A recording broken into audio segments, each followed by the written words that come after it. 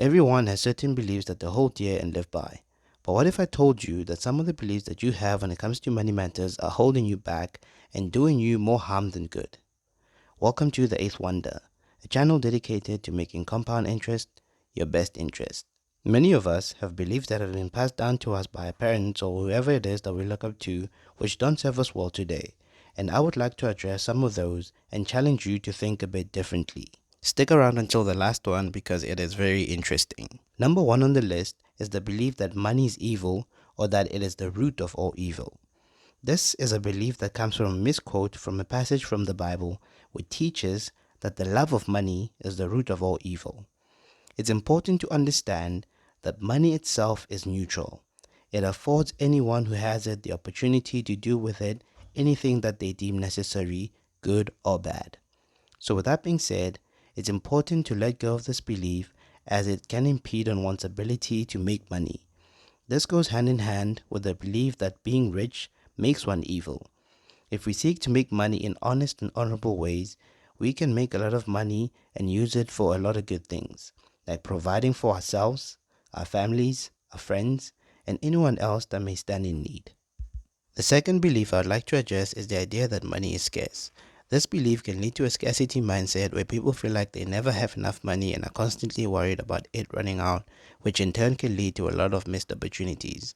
Instead, people need to let go of that belief and focus on developing an abundance mindset where they believe that there's plenty of money to go around and that they can create opportunities to learn more so they can earn more. Now, I'm aware that there is a lot of inequality in this world and that some people are more privileged than others.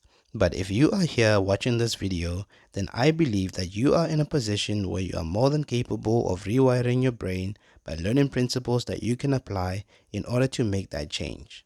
Opportunities are plenty. We have to open our eyes in order to see them and open our minds so we can seize them. We all have to start somewhere, and it's okay if you have to start a little further than some people do. Start anyway. Far too many people get stuck at the starting point. They overthink things and never get to reap the rewards. The third belief goes along with the second. It's the belief that you need to have a lot of money in order to start investing and making good returns. I hear a lot of people say that they don't see the point of investing small amounts. My response is always the same. The point is compound interest. In the short term, it may not look like much, but in the long term, it can grow significantly.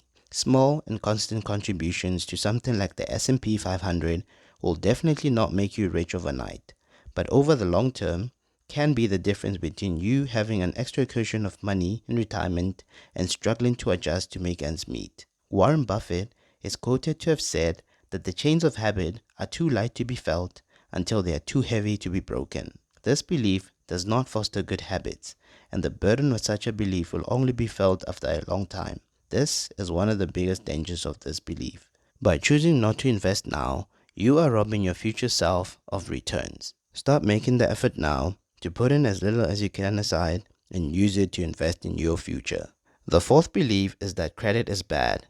This is definitely one that I had to unlearn very quickly. As Elon Musk once said, a lot of us reason by analogy.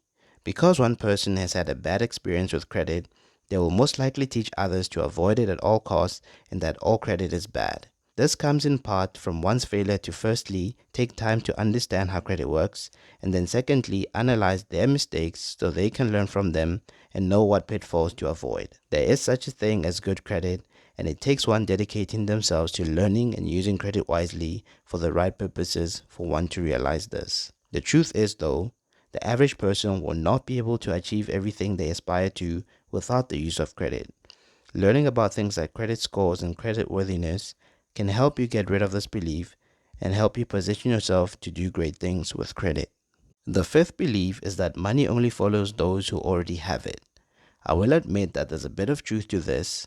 That is in the instance where we talk about you learning how to make money work for you and applying these principles over and over so you can continue earning money from the money you've put to work, which essentially is what investing is. That being said, the part that will hold you back is when you feel like you're a victim of your circumstance and that you can't change your situation. When you give up because you just don't see how things can improve because you're not in the same position as someone else. A change in mindset can help you learn the necessary skills to have money follow you too. The sixth belief is that you can save your way to wealth. Let me be perfectly honest with you. Saving is a good thing, but only to a certain degree.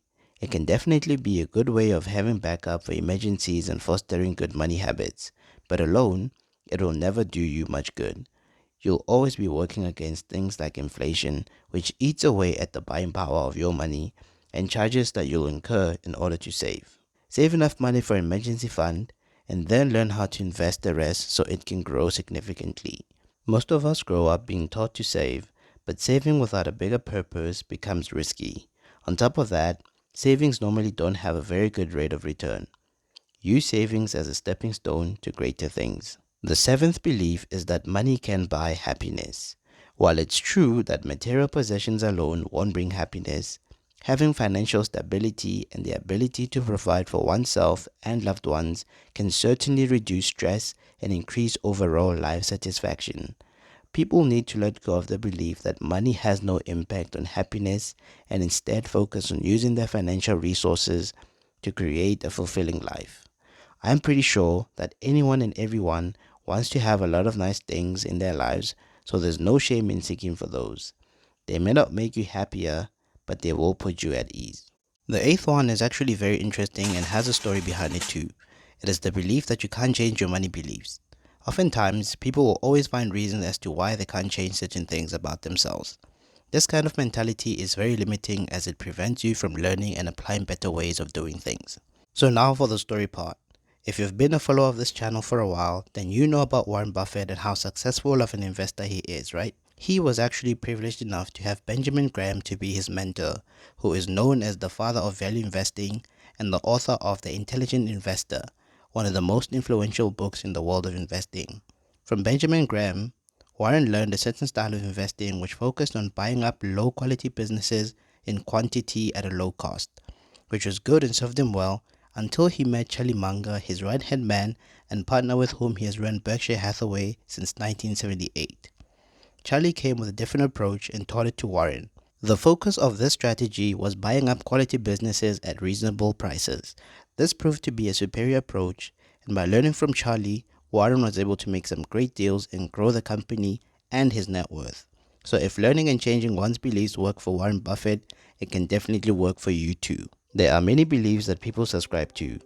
These are only a few that came to mind that I found important to share at this point. Many people are held back because they don't see things for what they are, and it is quite hard to change beliefs that you've had for a long time that sometimes seem to be working for you. But as you continue learning, you'll be able to see that there is a better way and that it is available for all who desire to try it. Are there any beliefs that you've let go of that I didn't mention in this video? Let me know what they are in the comment section below.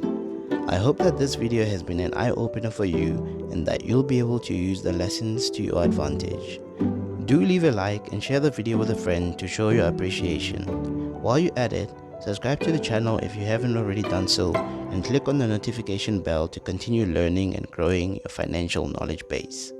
Thanks for watching. Hope to see you on the next one, but until then, stay invested.